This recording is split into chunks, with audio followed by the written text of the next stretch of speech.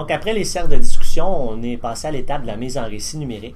Une fois que les élèves avaient été spécialistes de leur livre, de leur roman, il y avait à utiliser une des missions importantes qui était le spécialiste des personnages pour les faire se rencontrer dans un univers commun.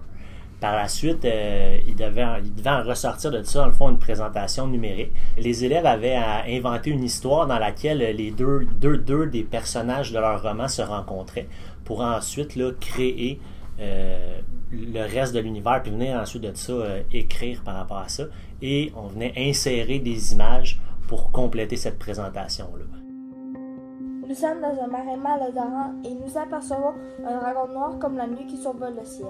Un loup effrayant apparaît subitement en hurlant à la lune.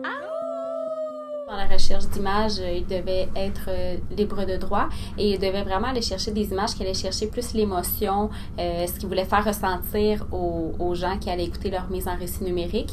Puis il devait chercher plus un mot-clé en lien avec l'image qu'il voulait trouver en question. Puis au niveau de l'écriture, ce qui est intéressant, c'est d'aller les amener un petit peu plus loin en leur faisant reprendre ce qu'ils avaient déjà écrit, mais en utilisant par exemple des synonymes ou des mots de même famille ou des adjectifs qui étaient plus forts que, par exemple, beau, belle. Qu'est-ce que je pourrais évoquer de plus que ça?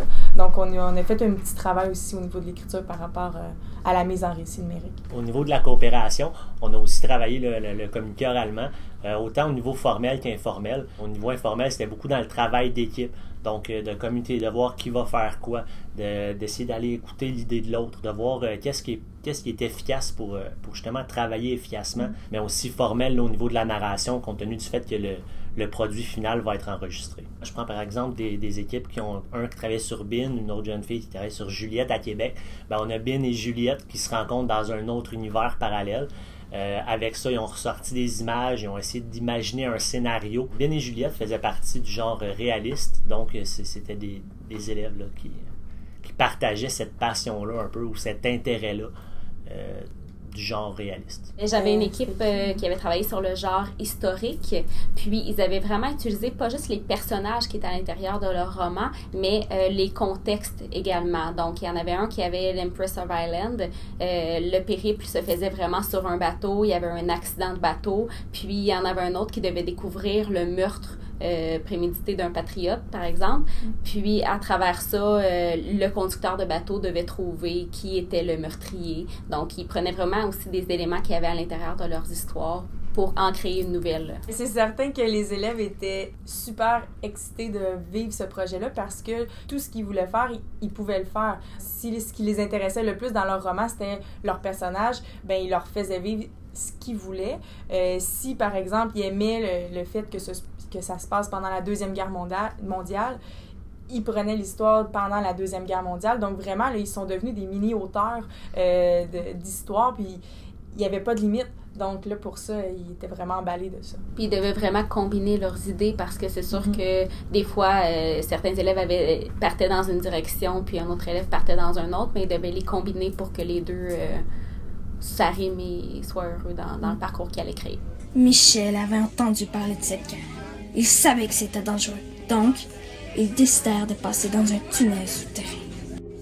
Le tunnel menait au camp de travail à Lida. Elle dormait et elle avait la peau sur les os. Donc, on a vécu quelques petits accrochages au niveau de la mise en place des récits numériques parce que, bon, chaque équipe devait se filmer, devait être capable de s'entendre parler sans bruit de fond nécessairement. Donc, c'est sûr que trouver un local pour réaliser ça, ça n'a pas toujours été évident. C'est certain aussi que ça leur a demandé une certaine organisation. Je ne vais pas enregistrer ma mise en récit numérique si je ne l'ai pas préalablement pratiquée. Donc, c'est sûr que les élèves ont eu à respecter un petit échéancier là-dedans. Ils se sont enregistrés sur une tablette. Puis ça a duré environ 3-4 semaines peut-être. Même chose pour moi, 3-4 semaines. Eux l'ont fait à partir d'un ordinateur portable. Ils allaient vraiment dans un local en équipe. Ils allaient avec le scénario qu'ils avaient vraiment décidé sur quelle image qui parlait à cet endroit-là, qu'est-ce qu'il disait et de quelle façon il s'exprimait également avant de s'enregistrer.